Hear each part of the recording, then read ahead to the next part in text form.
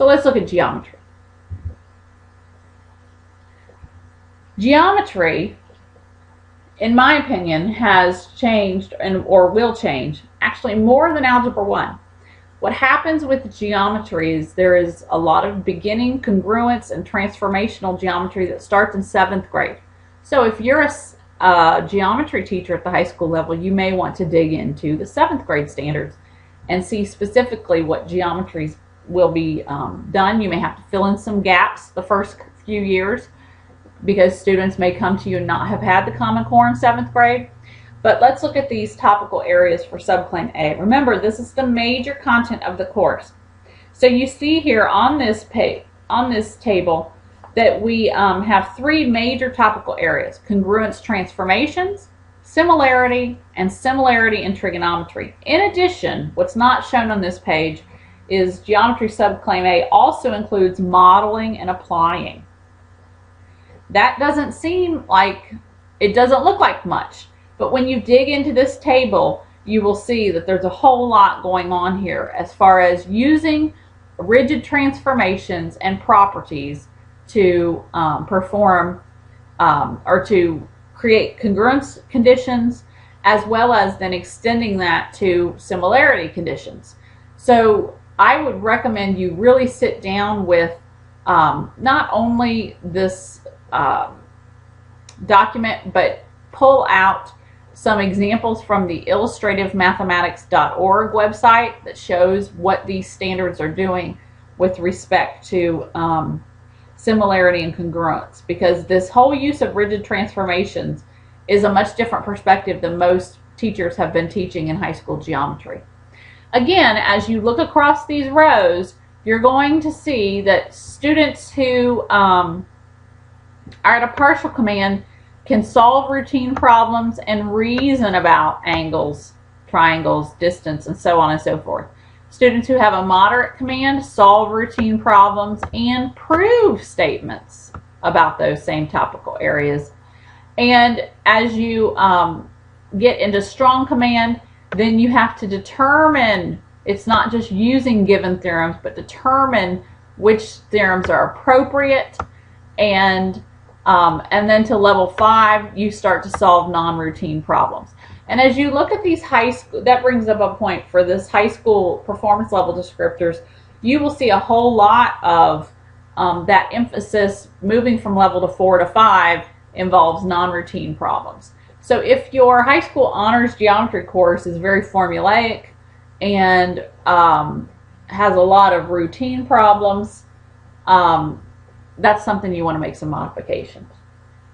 Under similarity then, you see that as we move from level 2 to level 5, we really get more and more sophisticated in terms of using not just similarity, but also congruence, and using those two ideas simultaneously to prove relationships among geometric figures. Now, the other thing to note is that there's a clear distinction in level 4. I'm proving relationships among geometric figures.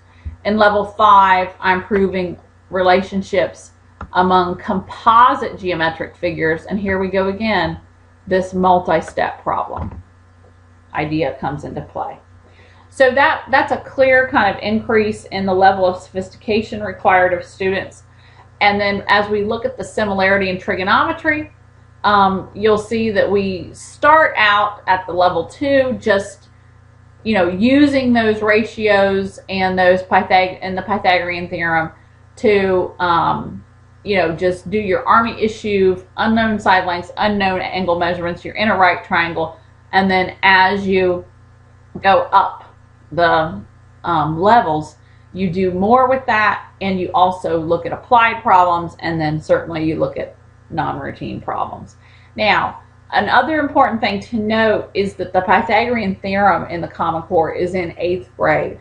And so you may need to look in the 8th grade standards to see how that Pythagorean theorem is being addressed, so that when kids get to you in geometry, they're building on that understanding. Or conversely, you may have to fill in some gaps for kids who are struggling. All right, so let's look at subclaim A then for Algebra 2.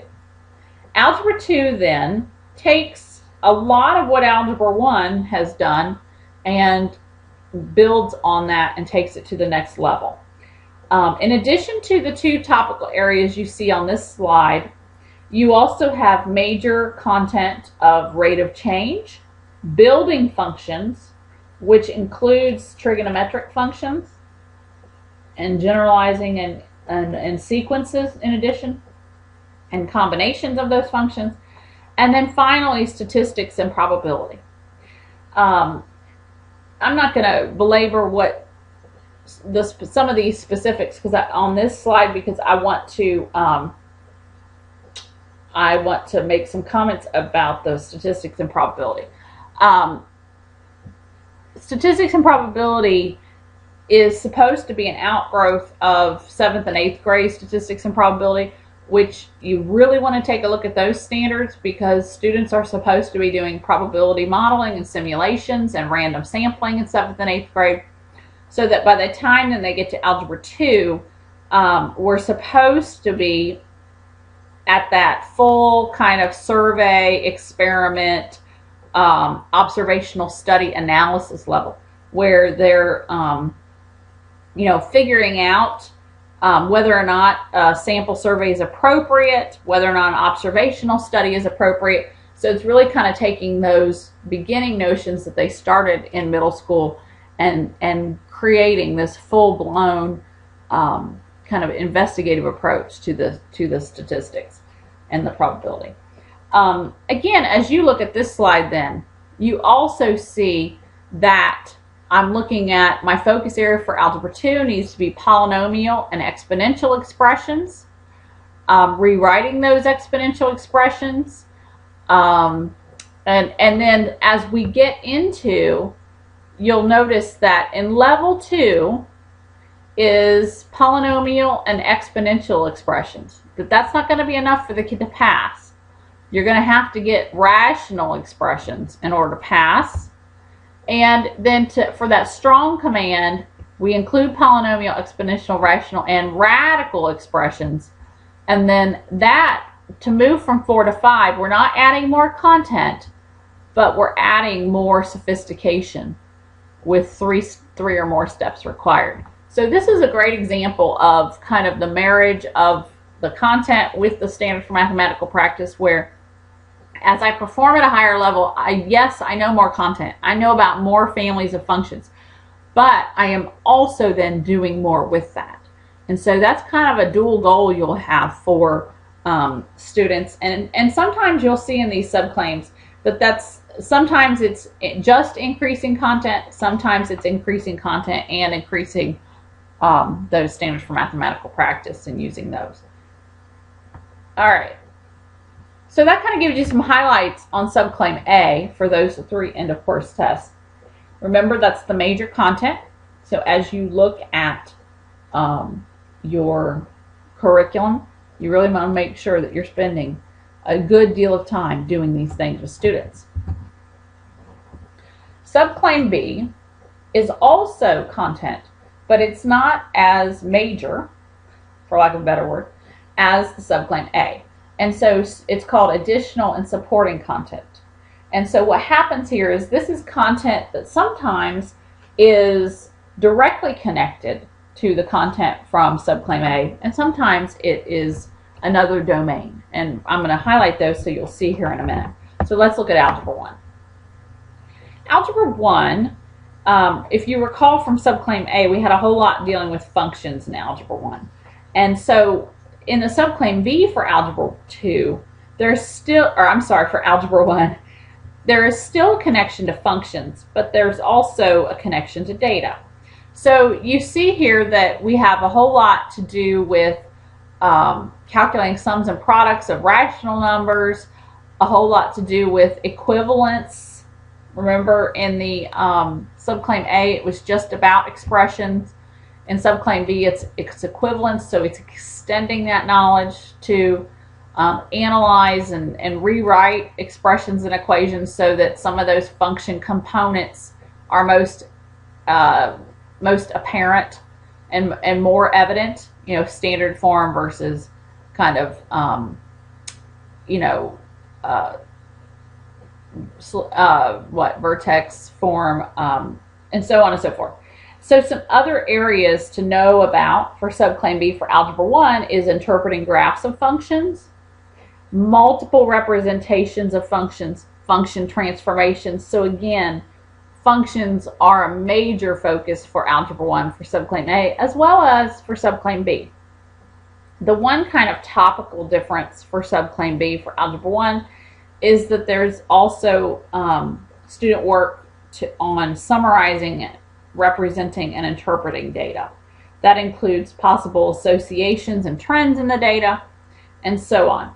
But again, you don't want to make that a major focus, but it's a natural extension.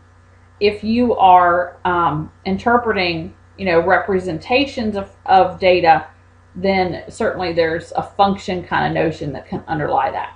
So subclaim B for algebra, again, really focuses on kind of the use of the functions, equivalent expressions, function transformations, and you see that kind of internal coherence, that if I can rewrite functions in a form that's more easily readable, then certainly I can perform transformations on those functions if I have it in a good form, including multiple transformations, including the use of technology in those transformations. And so if I do some of this equivalence work, it lends itself to helping out with that function transformations as well.